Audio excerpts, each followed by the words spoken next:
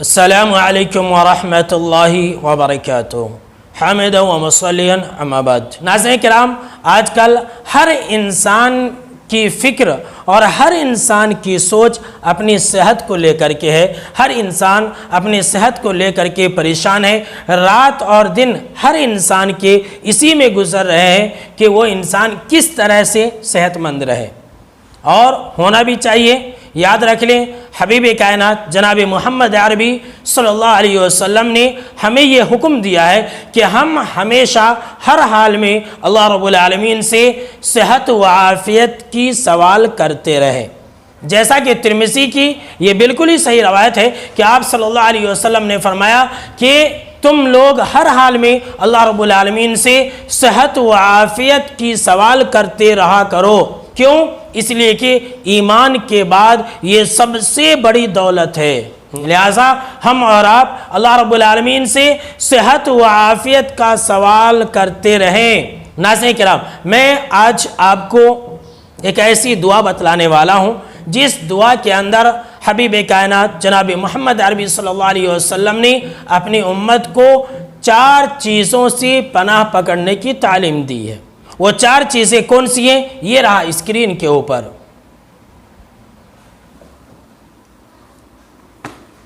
اللہم انی اعوذ بک من زوال نعمتک وتحول عافیتک وفجاءت نقمتک وجمیع سخطک۔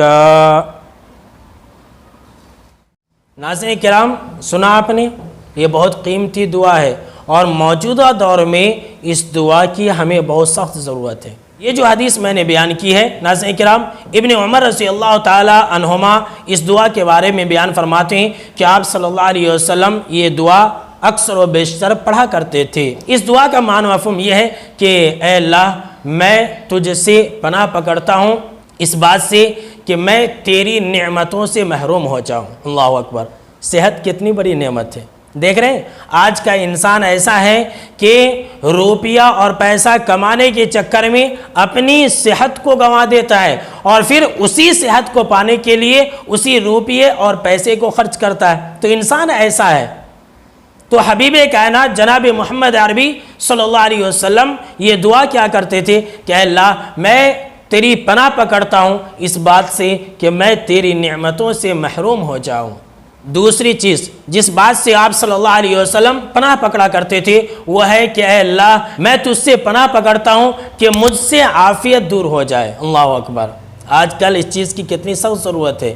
ہم اللہ رب العالمین سے دعا کریں کہ اللہ رب العالمین ہمیشہ ہم کو اور آپ کو صحت و عافیت عطا فرمائے۔ اور تیسری چیز جس سے آپ صلی اللہ علیہ وسلم ہمیشہ اللہ کی پناہ مانگا کرتے تھے، اچانک عذاب سے، اچانک سزا سے، کوئی ایسی آفت جس کے اندر انسان اچانک ملوث ہو جائے، ایسی سزاؤں سے، ایسی آفتوں سے، ایسی بلاؤں سے آپ صلی اللہ علیہ وسلم پناہ پکڑا کرتے تھے۔ اور سب سے آخری اور چوتھی چیز جس سے آپ صلی اللہ علیہ وسلم پناہ طلب کیا کرتے تھے وہ ہے اللہ رب العالمین کی ناراضگی۔ جی ہاں ناظرین کرام، اللہ رب العالمین کی ناراضگی یہ بہت خطرناک چیز ہے، اور جس سے اللہ رب العالمین ناراض ہو جائے وہ انسان تو دنیا و آخرت میں ہلاک و برباد ہوا۔ تو ناظرین کرام، آج کل جو دور ہے اور جس پریشانی کے ایام سے ہم اور آپ گزر رہے ہیں، اس دعا کی ہم کو اور آپ کو بہت سخت ضرورت ہے، لہٰذا اس دعا کو ہم اور آپ لازم پکڑیں۔ اللہ رب العالمین ہم کو اور آپ کو ہمیشہ امن و امان، صحت و عافیت کے ساتھ قائم و دائم رکھے۔ آمین۔